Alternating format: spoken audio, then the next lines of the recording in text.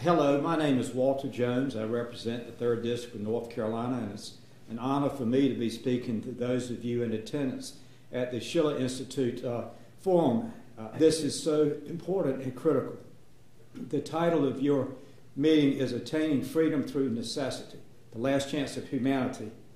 The reason that I've been asked to address you briefly is that I am the Republican in the House of Representatives who have joined the Democrat, Marcy Kaplan, in the reinstatement of Glass-Steagall.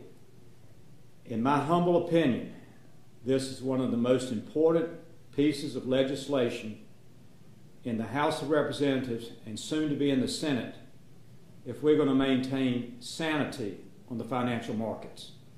There is no way that this world will exist if we do not return sanity to the financial markets.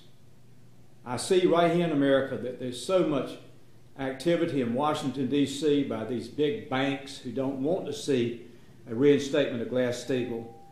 They try to influence other members and say, no, don't go on that bill with Marcy Kaplan and Walter Jones. But I want to say to the LaRouche people, you're doing a magnificent job of helping us to grow the numbers. We're up to 53 members in the House, and we're still working, and we're going to pick up more members. But really what the key is in America is they have been reaching out to state legislatures, state houses, state senates, and asking them to pass resolutions. And they've done that in my own state of North Carolina, where they've introduced, and I think they will pass it. But we've got to get the American people engaged to understand that our financial institutions will not survive unless we bring back Glass-Steagall. And so we're going to be working really hard here in the Congress, trying to reach out to other members of our colleagues, ask them to join us, and let's strengthen our financial markets and not make our financial markets prostitutes. All right, there's another issue, very briefly, I want to talk about. 9/11 was one of the worst tragedies America has ever felt. It was sad, tragic. Over 3,000 Americans killed. Terrorists in planes just brought down gigantic buildings and attempted to hit the White House and ended up hitting the Pentagon. I can honestly say that I'm a strong believer in faith. I'm a strong believer in truth. And no nation, your nation or my nation, will ever survive unless we, the people, demand the truth.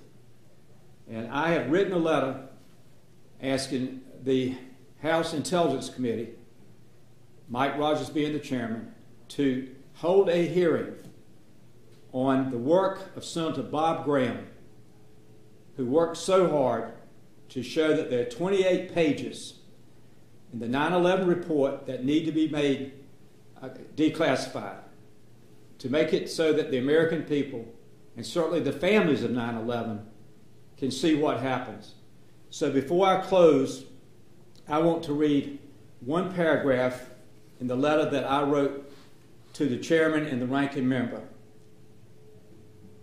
In the light of those hearings, I urge you as chairman and ranking member to recommend a declassification of the 28 pages of the Congressional Joint Inquiry describing what role the Saudi Arabian government had in the terrorist attack of 9/11. As you know, former Senator Bob Graham has conducted extensive research into this issue and has been nationally recognized and interviewed for his belief that these 28 pages should be declassified. The families of the victims of 9/11 have a right to this information, as do the American people.